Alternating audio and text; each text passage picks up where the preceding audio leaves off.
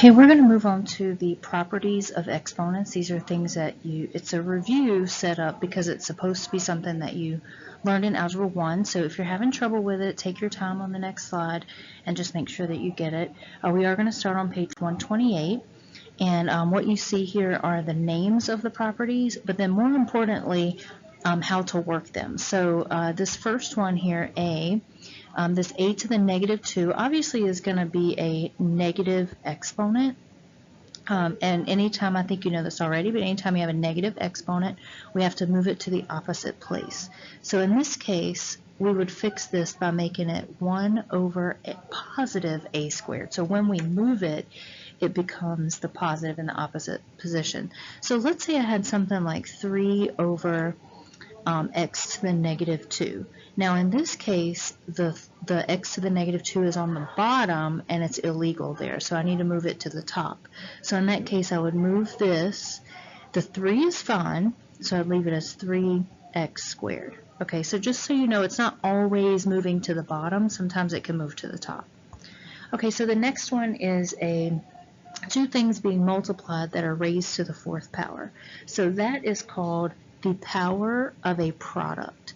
And so the way that works is basically you take the 4 and you multiply it by the a's exponent and by the b's exponent. So it would be a to the 4th, b to the 4th. Oh. And of course right now these are general terms, and then later we'll look at them with specific numbers and letters with a and b. Okay, so the next one then would be something that's raised to a power, which would be the power of a power.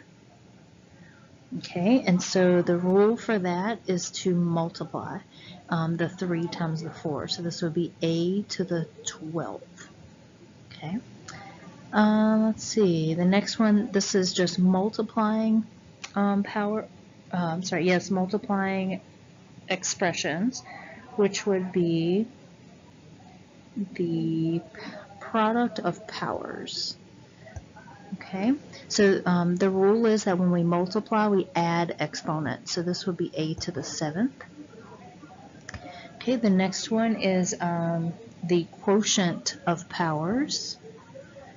And so the same thing as in B with the product of powers, we're going to multiply the a to the 1 and the b to the 1. We're going to multiply both of those by 3. So this will be a to the 3rd over b to the 3rd. Okay, the next one is the power of a quotient. Oh, I think I have this backwards. This one actually goes here, and then this one goes here. Okay, so this is a quotient of powers. This means when we divide, we subtract exponents, so that would be a to the 4th. And then in G, that will be a 0 exponent. Anything to the 0 power is just 1. So the whole thing turns into 1. So knowing these statements separately is very important, but what we're going to do is put them all together in really difficult problems. So working one thing at a time is what I want you to focus on. And keeping up with that one thing at a time, this first set of examples is really just solving just one step, just practicing those rules that we just learned. So in this case, we're multiplying, which means I keep the base of 5, and I'm going to add the exponents. So that's going to be, the base of 5 is going to stay, and I'm basically just going to solve 2/3 plus 4/3, which luckily has common denominator, so that would be 6/3. Well, 6/3 is just 2, so this would be 5 squared, which is 25. So that's how you would simplify that one. Please feel free to do a pause and play now, and try it first and then play it when you're ready to see the answer.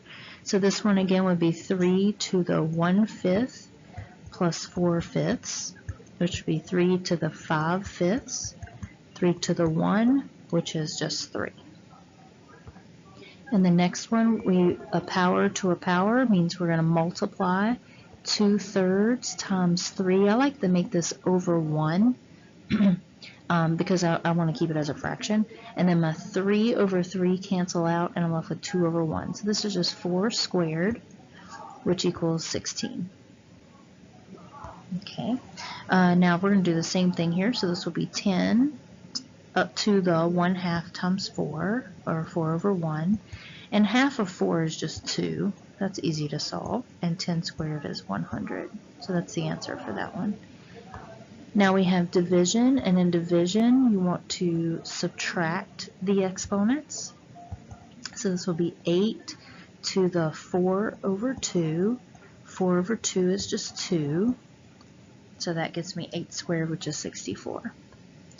And then for the last one, again, we're going to subtract. So this will be 2/3 minus 5/3. That will be 7 to the negative 3/3. Just 7 to the negative 1. So we'll make that 1 over 7. Now, if you will take a minute before you watch the rest of this slide and look at page 1, oh, bad color choice, page 130 and especially 131. There are some rules on there that I want you to go over before you really practice with this A through F that we have here, especially for 131. All right, so with that rule that I see on 131, it says you can square root, and you can multiply these two numbers on the inside. So 3 times 12 would be the square root of 36. And then now I can just solve that, which is, which is 6. Square root of 36 is 6, not square root of 6. And then, so for the next one, I'll have the cube root stays, and I'm just going to multiply 5 times 25, which is 125. The cube root of 125 is 5. The next one, I have the 4th root of 27 times 3, which is 81. The 4th root of 81 is 3, because 3 times 3 times 3 times 3 is 81. You'll start to get better at those. The same thing works here. 98 divided by 2 is the square root of 49, because I haven't taken a square root yet. Now I can call that 7, because the square root of 49 is 7. Okay, and the next one, if you reduce this fraction, it would be the 4th root of, I'm going to reduce 4 over 1024 by dividing top and bottom by 4. So that would be 1 over 256. And the 4th root of 1 is 1. The 4th root of 256 is 4. And then in the last one, we have the cube root of 625 divided by 5, which is 125. And the cube root of 125 is 5. So that's a very easy concept. Now, please work hard on this because they are going to get much more difficult.